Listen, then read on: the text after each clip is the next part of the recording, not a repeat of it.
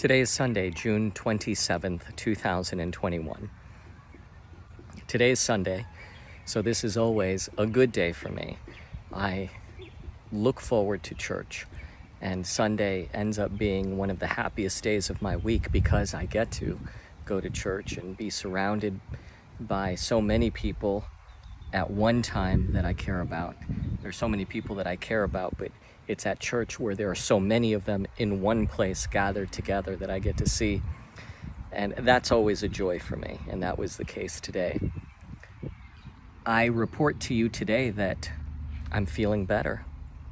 Once again, I was able to eat 3 eggs for breakfast today. Of course, they're still somewhat pureed, but still pretty thick.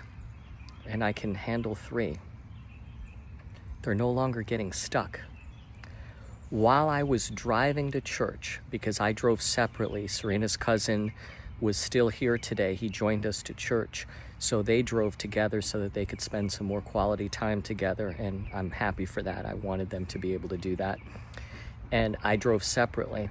While I was driving, I had these incredible pains that almost made me scream out loud. They were in my stomach, of all places. And as soon as I started to drink water, the pain started to go away. And it occurred to me that this could be further evidence of the die-off of the bad cancer cells, and that my body is just trying to still eliminate it.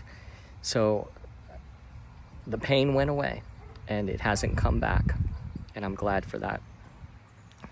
We were able to sit down and hear the sermon fine. It was a good sermon. And afterwards, I went to work on my PowerPoints. I had finished the handout for my final class, but I still wanted to work on some PowerPoints, and I was able to get that done. I worked pretty diligently close to the start of my class, but I finished in advance of that. And the last class went really well. You know, it's bittersweet. There's a part of me that is so overjoyed to be done because it means I can focus on my book now. But saying goodbye is always hard. In fact, I remember when I was a university professor, the last class I would host an event where I would cater the event at my cost. I would have finger food and soft drinks, and it was designed to be a fun class. We would play a couple of games, and then I would get up to say goodbye to everyone, and I would share my testimony as part of that. And I never could do that without crying. I was so filled with emotion because I had developed such a relationship with my students and such an attachment that saying goodbye was really painful to me.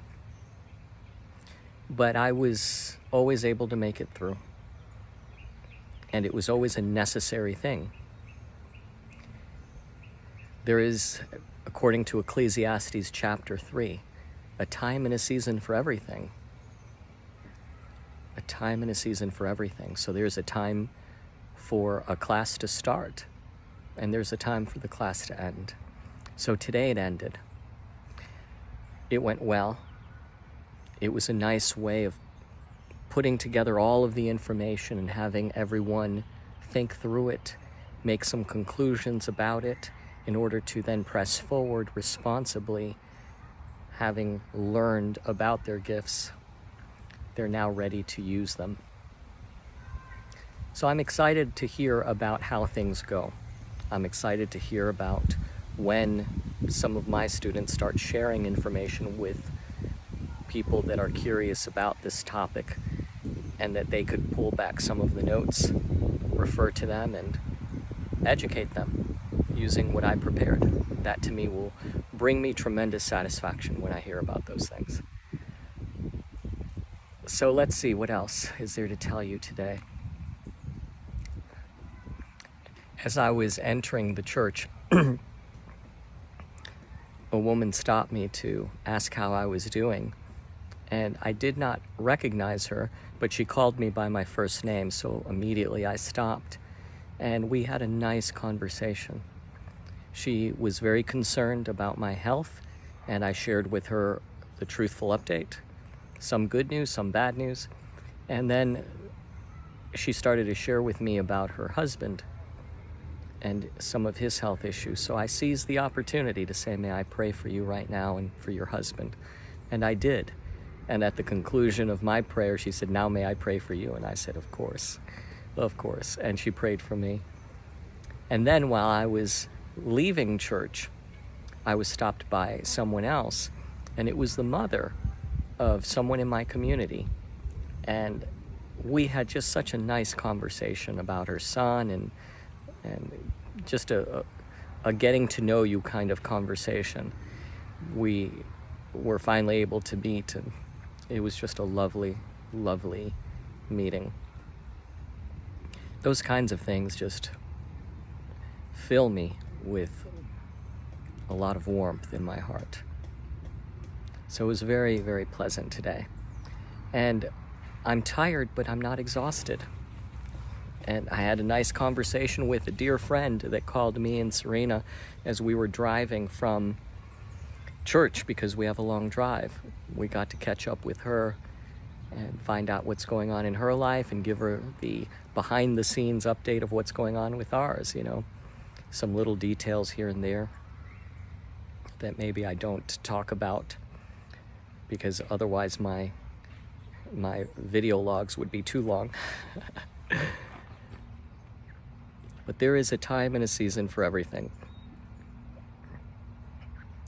And everything includes everything. So what is next for me?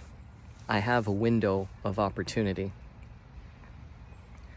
I have a vision from God.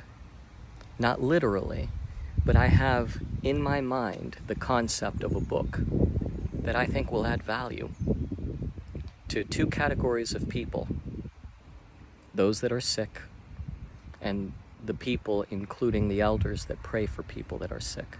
It'll be a unique perspective that I am uniquely qualified to share because of the many times that I've faced critical illnesses, and many times I've encountered and experienced loss. I want to share that. I want to add value. And I'm hoping that this might be a way also for me to simultaneously reinvent myself. I don't know what I'll do in the future.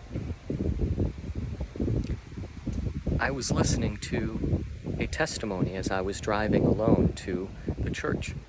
It was of a gentleman that was given 10 hours to live. 10 hours to live. And he was miraculously healed by God. And as he was sharing with his audience what he attributes to the things he did that God blessed and prospered to bring about the healing, it stood out to me that I'd pretty much done almost all of them that I can see. There's one that I need to tweak a little more, and I'm going to do something about it, but the rest, he described it in a different way than the way I describe things, but we were basically saying the same thing in a different way. So it gave me some encouragement, because God is not a respecter of persons, and if he healed this man and has been using him miraculously to bless other people, it gives me the confidence that he will do the same with me. And let me say, he will do the same with you. God is going to finish the good work that he's begun. These setbacks, the trials, the time that we spend in the valley, these are temporal. They're for a moment. We'll get through them. And as I shared the other day, a quote that I will continue to use: there is no testimony without a test. We get tested, sure, but then we get a testimony out of it. The test lasts for how long? For some, it could be years, months, weeks. For some, it's days. But even when you think about years, when you compare years to a lifetime, and the lifetime being a testimony of God's grace, his strength, His goodness, His mercy, His love, those years pale in comparison, because the joy that you will derive from a lifetime of sharing a testimony of God's amazing, delivering, healing power will far outweigh the weeks, months, or years of your suffering and mine. Our suffering, it pales in comparison to the testimony that we benefit with from making it through the trial. So may God give us that perspective to focus on the better part of the lifelong journey, not those few nicks and bumps on the road, but the part that includes our sharing the goodness of God with the world around us. And in doing so, seeing how many people come alongside us and join us for the journey and come to know God because of our journey, and will be in heaven as a result of all of the pain and suffering that we thought was unbearable,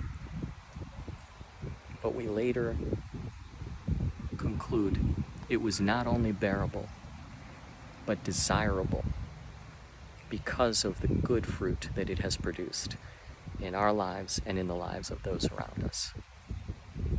Praise be to God.